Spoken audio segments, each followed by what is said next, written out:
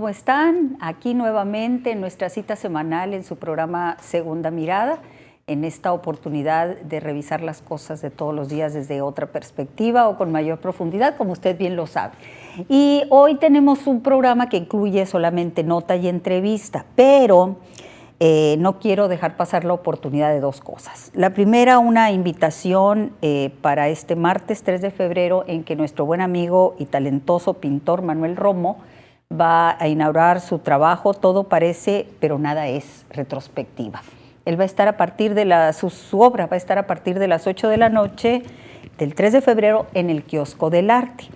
Y bueno, lo prometido es deuda. A mis amigos de la sucursal Piña de Correos de México, muchas gracias por su apoyo, muchas gracias por su orientación. Realmente se los agradezco mucho, especialmente a mi amigo Miguel Pedraza y a Nacho, que no supe su apellido, pero gracias Nacho, de veras me sacaron de un verdadero atolladero. Muchas gracias a ellos. Y ahora sí cerramos el asunto personal y nos vamos inmediatamente a la nota.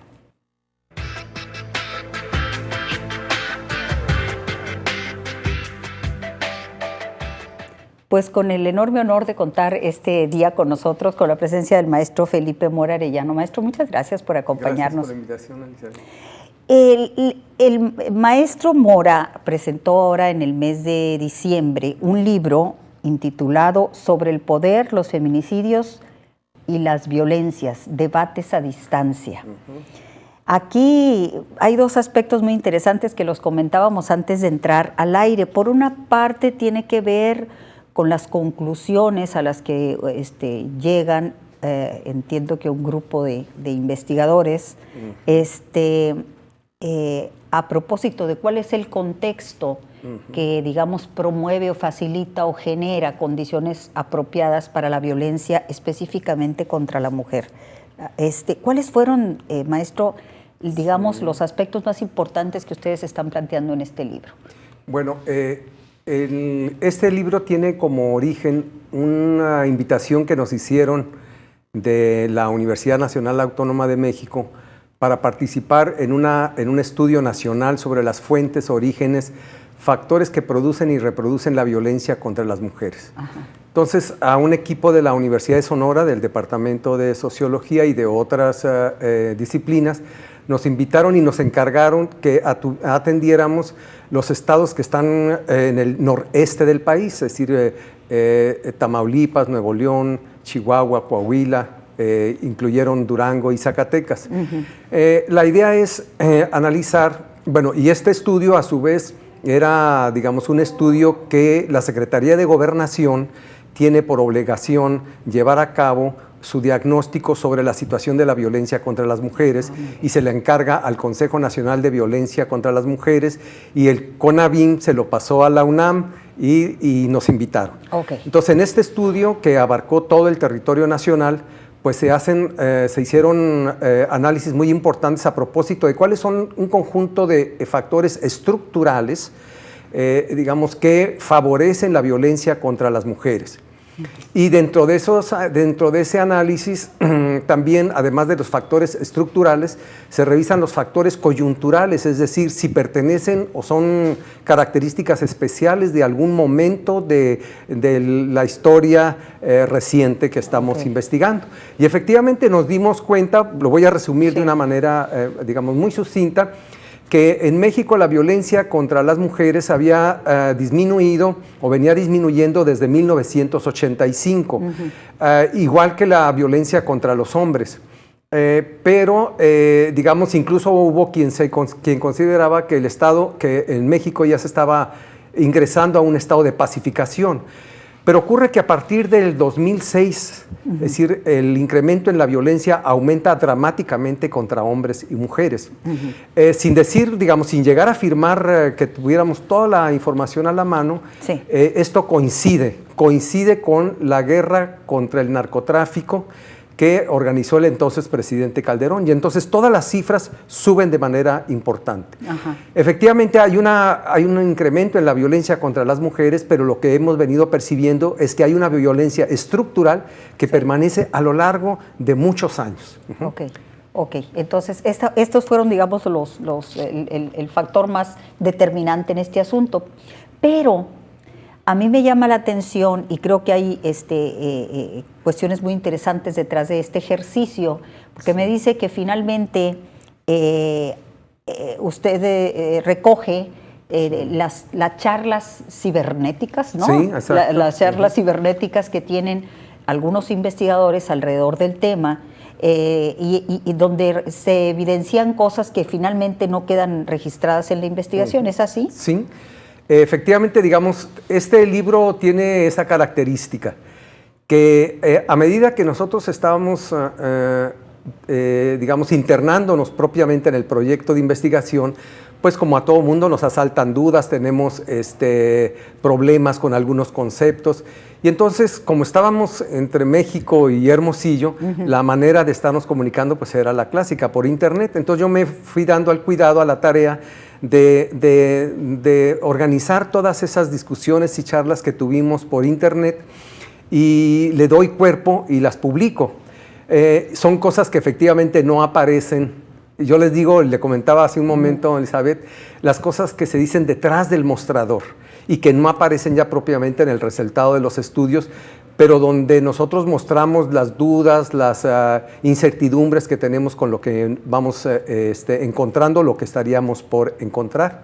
Y esta manera nosotros de presentar la información le ha gustado mucho a los estudiantes, porque en realidad el libro, que es una colección de cuadernos de trabajo, Sí. es un material, nosotros decimos material didáctico para formar sociólogos, ¿no? Ok. Entonces esta manera de presentar las cosas ha gustado mucho porque son diálogos, son diálogos entre los investigadores que están al tú por tú discutiendo los puntos de vista de cada uno. Y entonces, bueno, ahí se muestra cuál fue toda la discusión. Eso es una parte. Otra parte es, tuvimos la ocasión de reunirnos todo el equipo aquí en Hermosillo, salieron cosas muy interesantes de la discusión, yo tomé nota de todas ellas, me las traigo y las publico, pero digamos fueron como discusiones a puerta cerrada, que después yo hago públicas con el consentimiento de ellos, desde luego, y son cosas que los estudiantes y a veces el público interesado no ve de lo que se discute adentro de las discusiones y charlas entre investigadores. Definitivamente es que es un libro que hay que leer. Pero, por ejemplo, ¿qué tipo de dudas, qué tipo de planteamientos se hacían detrás del mostrador a propósito del tema? Voy a tocar, por ejemplo, nuestro concepto de poder. Es decir, digamos, ¿qué estamos entendiendo por poder y cómo se puede medir el poder de una persona sobre otra, por ejemplo? Este es uno, ¿no? La otra es cómo debemos entender conceptos o diferenciar conceptos como una hegemonía dominante, hegemonía masculina y dominación masculina. ¿Sí? Que son términos que a veces uno puede emplear indistintamente en el lenguaje común, pero son cosas muy distintas. Por decir algo, son discusiones que se van dando. La otra es, ¿qué tipo de modelo teórico garantiza que nosotros podemos hacer análisis más cercanos y certeros de la realidad social, especialmente donde se lleva a cabo la violencia contra las mujeres, que son, bueno, en los ámbitos, digamos, en el ámbito privado, en el ámbito público, en las instituciones, en la familia, en el trabajo. Entonces, ¿cómo se puede capturar todo ese tipo de manifestaciones del ejercicio de la hegemonía masculina, que se convierten, desde luego, en manifestaciones violentas hacia las mujeres, ¿no? ¿Cuál le pareció, maestro, la discusión más interesante, más trascendente, más difícil de manejar? Sí. No sé. Esa que le digo, la de sobre el poder. Sí, ¿y cuál fue, digamos, si hubo alguna conclusión? Miren, lo que pasa es que entre los investigadores uno puede tomar como referencia a ciertos teóricos, y yo en ese sentido estaba explorando un concepto que se maneja en la sociología clásica de Max Weber, que es un sociólogo alemán de tradición en la sociología, y otro sociólogo alemán, Niklas Luhmann, que hace también un uso del poder. Entonces, y le voy a poner un punto que nos llama la atención. Normalmente uno emplea en el sentido común el uso del ejercicio del poder, pero hay algunos autores que consideran, por ejemplo, que el poder expresado en la violencia no es otra cosa más que una falta de poder. Exacto. ¿no? Es Una falta de poder. finalmente. Es decir, sí. el mejor poder que yo puedo ejercer sobre una persona es cuando no le tengo que decir.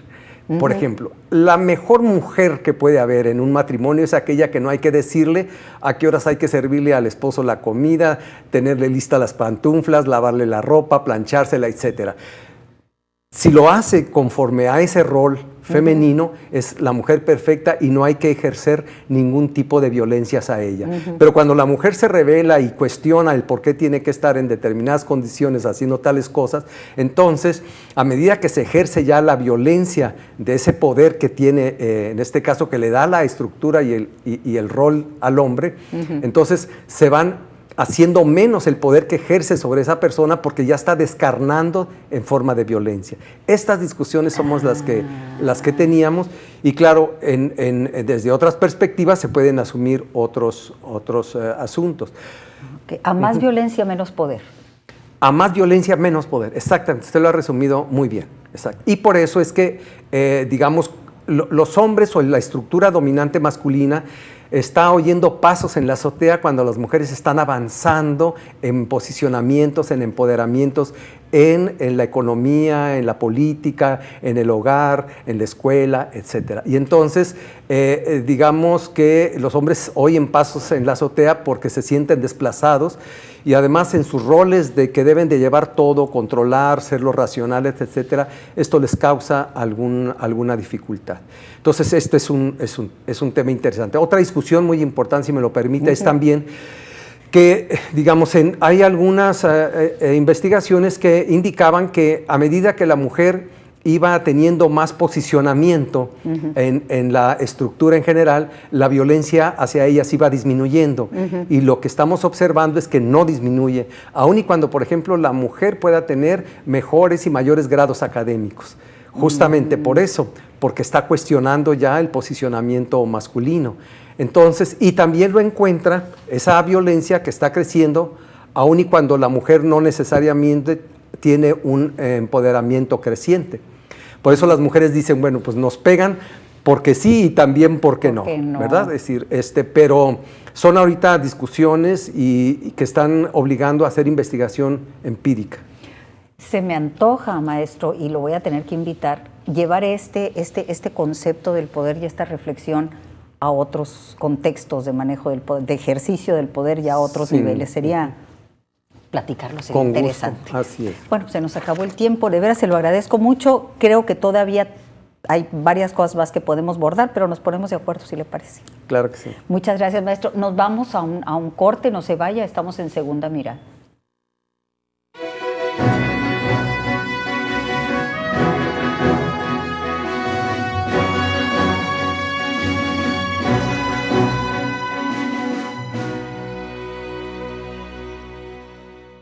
Ustedes ya nos conocen, yo soy Víctor Mendoza.